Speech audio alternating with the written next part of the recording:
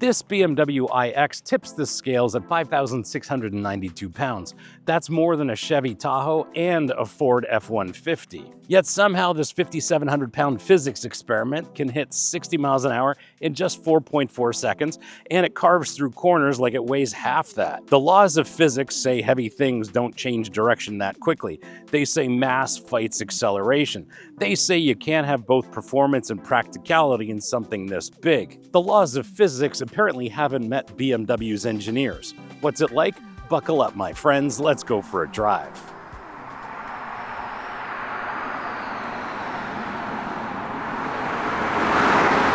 I'm your host, Brian Makse, racer, lover of driving fast, fun things. And on this channel, you get reviews for drivers from drivers. Now, I know what you're thinking. Every car reviewer says that their subject defies physics. But this isn't about marketing hyperbole or optimistic engineering. This is about BMW's engineers fundamentally solving the mass problem when it comes to EV dynamics. The question isn't about whether this works, it's how they made it work so well. And before we get into what this is like to drive, let's have a look at it in a little more depth. For 2026, this iX gets an update. Regular people call it a refresh, and BMW calls it LCI, which stands for Life Cycle Impulse. From a technical standpoint, the big update are some new silicon carbide inverters for improved power delivery and efficiency, enhanced calibration for the adaptive air suspension, available four-wheel steer, improved thermal management, among many improvements. This is a unibody, of course, but this has a carbon cage with A, B, and C pillars made of carbon fiber reinforced plastic. The rest of the chassis is made up of aluminum and high-strength steel. And in total, this construction saves about 170 pounds over conventional construction. This uses BMW's 5th gen xDrive architecture. This is a dual motor, so it's all-wheel drive. The front motor makes 255 horsepower and 269 pounds of torque.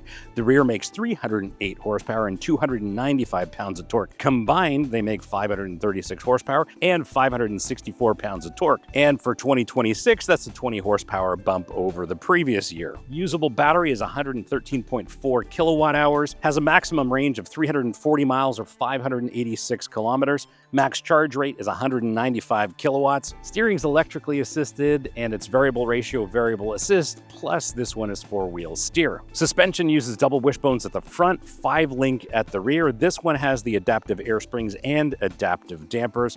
This also has the M Sport brake package, which means it's got 4 piston calipers at the front with 2-piece rotors, single piston calipers at the rear with single-piece rotors, and of course this has regenerative braking. Wheels and tires range from 20s to 23s. This one is fitted with these optional 22s. Towing capacity is 3,500 pounds. Curb weight is just shy of 5,700 pounds, and weight distribution is 48% front, 52% rear. But on this channel, we know it's not static weight distribution that counts, it's how you use it. And from an aesthetic standpoint, other than this BMW looking like it's a BMW from the future, that illuminated kidney grille demonstrates that BMW's designers understand the importance of modern cars being Instagrammable. Did you know that 80% of you are not subscribed? Yes, it's true. 80% of you are not subscribed. I checked the data. So if you like the content on this channel, do me a solid, hit that subscribe button, make sure you like this. And if you want to support the channel, please hit up our merch store. Links here, links below. Lots of great stuff for driving enthusiasts like us, including our very popular line of Save the Manuals merch. Now back to your regularly scheduled episode.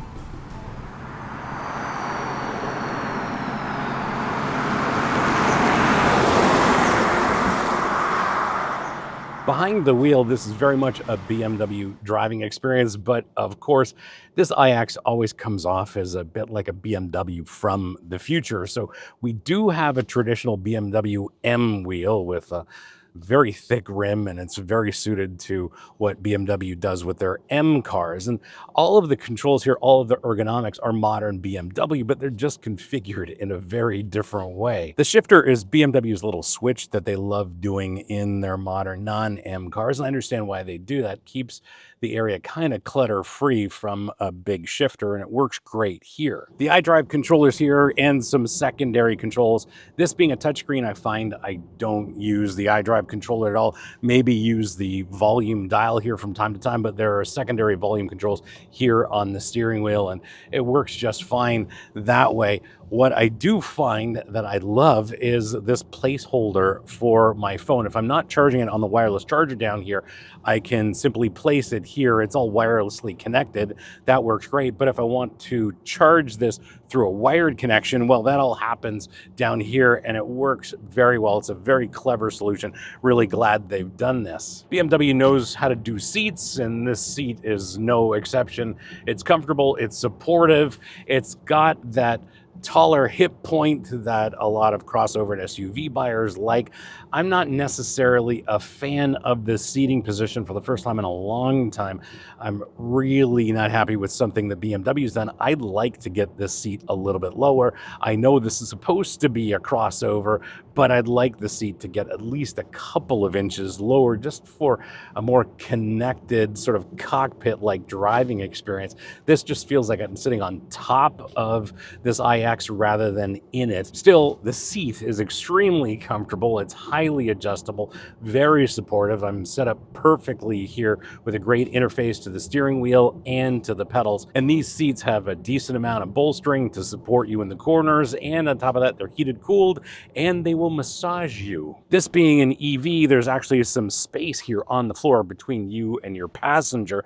That's kind of cool. But on the other hand, just make sure your wife doesn't put her purse there and it goes sliding when the corners get interesting, and then you end up with a purse in between your feet and the pedals. That would be bad news. There's some great storage in the doors for larger bottles, which is great because I tend to carry a larger water bottle with me and really appreciate that. This being a mid-size crossover, in that second row, there's a decent amount of space for at least 2 people, but it's not open and airy like an X7 SUV would, mind you, but there's still a decent amount of room back there.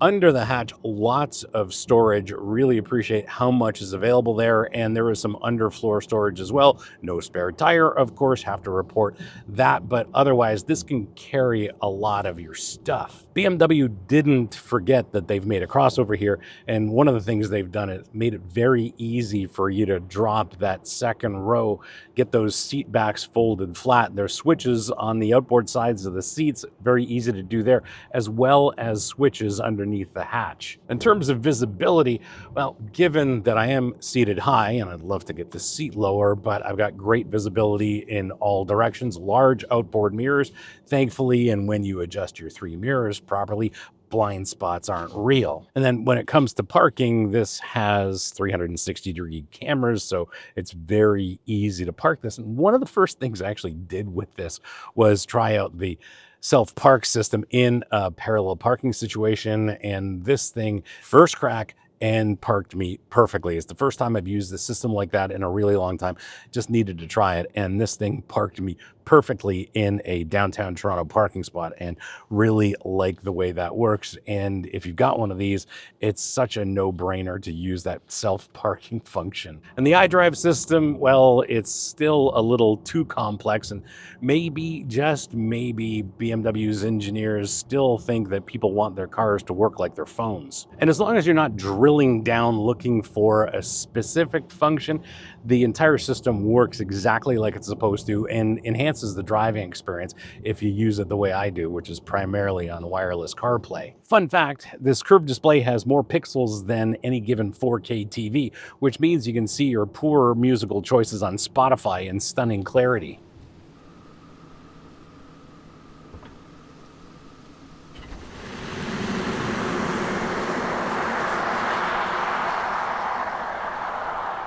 Well, we've got a bit of a straight road, so we should see how this launches, shall we? Let's.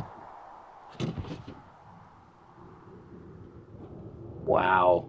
The way it accelerates is just wild, and no 5,700-pound crossover should accelerate this quickly. This is just remarkably quick in a straight line anytime you want it. But what is more impressive is how they've carefully calibrated the torque distribution, and for 99% of the time it puts down all that torque exactly when you want it, how you want it. And every once in a while, when you're asking for aggressive acceleration and have a little bit of steering lock, well, you actually do get a little bit of torque steer, a little tug from the steering wheel, letting you know that you're putting down maximum torque at those front wheels. Now, here's what 565 pounds of torque actually feels like when you're deploying it. Think of the quickest acceleration you've ever done, multiply it by 3, and remove all the weighting. There's no turbo lag, no gear hunting, no revs building, just pure immediate thrust that pins you to the seat back. The dual motor setup is so refined, it means the torque goes exactly where it's needed, when it's needed. And BMW calibrated this whole system to be progressive and refined, which is the difference between pure acceleration and outright assault. And the thing is, the electric motors don't just provide power. They communicate with the chassis, the suspension, the steering, and probably your nervous system to create an experience that feels greater than the sum of the parts. The power delivery is so smooth and predictable, you start to understand why electric vehicles may represent the future. There's no mechanical drama, no noise, no vibration, just pure clean acceleration that builds confidence instead of anxiety. The way BMW has engineered the torque delivery of these electric motors highlights the shortcomings of other EV makers, because BMW has the engineering know-how to make a car like this satisfying for drivers like us. Other companies will just slap together a battery, electric motors, make sure it's safe and does all the normal things, but they skip the part about driving dynamics, and BMW doesn't do that with their EVs. And here's what most reviewers won't tell you about this BMW. Those new silicon carbide inverters aren't just tech jargon. They're the automotive equivalent of switching from dial-up to fiber internet. Silicon carbide responds to your throttle inputs faster than your nervous system can register, and it does it all while using less space than your grandmother's jewelry box. And fun fact, those new silicon carbide inverters are more temperature resistant than the surface of Venus, perfect for summers in Las Vegas. Well, it's time to throw it into the corners, shall we? Well, let's. Just love this. This is incredible. Soaks up the bumps, rockets out of corners. I've got precise control of the brakes, great power out of the brakes as well. And this brakes so well, it does not feel like it weighs 5,700 pounds. Sure, it's funny throwing an EV around in the corners, but this thing doesn't drive like a boring EV, that's for sure. I can place this precisely through a corner.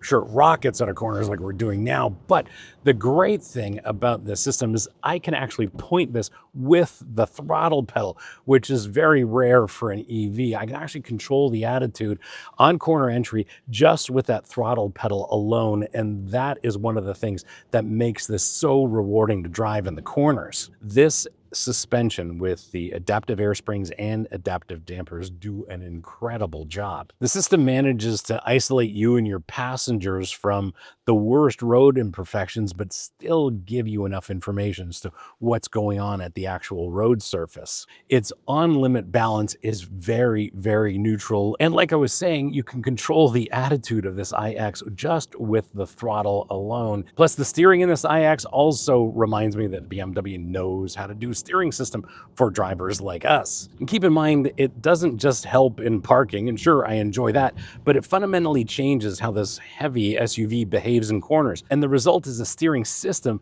that gives me a lot of confidence to be able to place this iX precisely anywhere I want it in a corner. A lot of EV makers love to get away with smaller brake packages because they can rely on regenerative braking, but that is not the case with this particular iX. What I'm talking about is a very serious brake package, 4 piston calipers at the front with 2-piece rotors. They're massive and they are up to the task. Whatever you want to throw at this BMW in terms of braking, it's got you. And on top of that, Control and feel is excellent. When I'm having fun in the corners, I can control the attitude of this iX just on the brake pedal alone. That in itself is impressive for an EV, but it also reminds me that BMW knows how to build cars for drivers, even EVs. And we've talked about the blending of brake actuation and regenerative braking, and they've done it so seamlessly here. You can't tell where electricity ends and physics begins.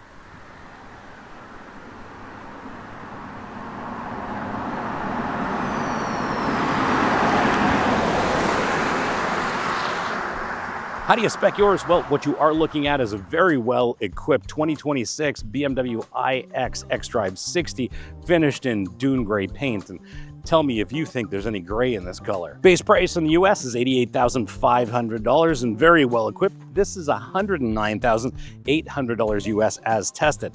In Canada, base price is $94,900 and as tested, this is $122,900. And these prices are before freight, taxes, fees, incentives, etc. Now, in terms of speccing yours, I do have some thoughts here because BMW offers plenty of options.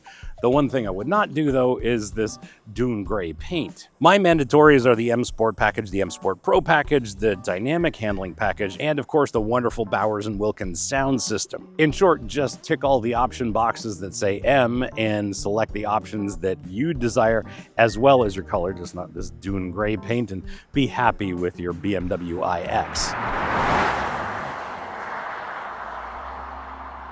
But wait, before we get into my verdict, let's have a look at what owners are saying about their experiences on the forums and on Reddit, because those insights go way beyond the press release. First, if you're over 6 feet tall, pay attention. Owners consistently report that the standard seat cushion is a bit too short, causing some leg discomfort on longer drives. Even the M Multifunction seats, while better, still lack the lateral support that you'd expect at this price point, according to owners. Test drive this for at least an hour if you can, but for me, I love the seats. And here's something critical. The difference between the standard coil springs and the optional adaptive air suspension isn't just comfort.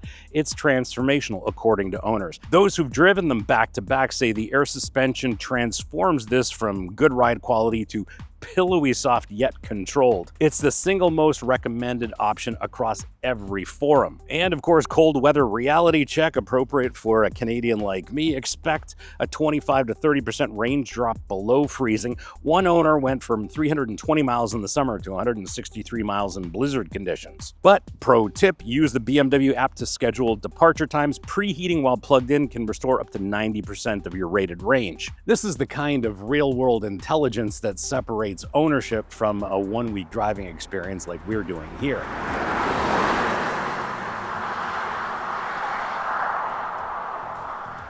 My verdict? Well, here's how BMW broke physics. They didn't. They just understood it better. Its weight distribution puts mass exactly where you want it. The adaptive air suspension and dampers make those 5,700 pounds work with you, not against you. And that four-wheel steering, it's basically giving this car the turning radius of a Mini Cooper. The real trick isn't making something heavy feel light, it's making something heavy feel right. And at this price point, there are a lot of competitors to choose from, but it's not just competing with other EVs. It's rewriting what's possible when you refuse to accept that electric has to mean boring. And physics didn't get defied or even fooled. With this iX, BMW made sure physics got optimized. I think this iX in this xDrive60 form is exactly what EVs should have been from the beginning, because if people drove cars like this, they would not be maligning EVs as much as they do. Sure, at this price point, it's expensive enough to hurt, but it's compelling enough to justify the pain. Performance is genuinely thrilling, efficiency is impressive, and I've never had any range anxiety in this one. And the best thing for me is that the overall driving experience is genuinely satisfying in ways that most EVs simply aren't. The way this iX works, the way it drives, makes Tesla's approach look like bringing a smartphone to a Swiss watch convention. Sure, it's technically superior, but it's missing the point entirely. What they've done here is applied everything they know about driving dynamics and everything they know about electrification and put it all together in one vehicle, and it works extremely well here. Thanks for hanging out with me today and having a look at this 2026 BMW iX xDrive60. Hope you enjoyed this episode, and if you did, you're not new, you know what to do. Smash the subscribe button, turn on your notifications, like this, and as always, sharing is caring. So please share this with your friends, especially on Reddit, because on Reddit, they really need to see reviews for drivers from drivers. If you have any questions or comments, please leave them in the comments below. I'll get back to you as soon as I can. And if you want to support the channel, please hit up our merch store. Links here, links below. Lots of great stuff for driving enthusiasts like us, including a very popular line of Save the Manuals merch. Thanks again for watching. We'll see you again next time. And remember, cars don't understeer by themselves, not even BMW iXs. And since you've hung around this long, well, have a look at an EV that changed my whole attitude about EVs. And it's the BMW i4. And I really, really dig that little EV. And I think you might enjoy that episode. Thanks again for watching. See you next time.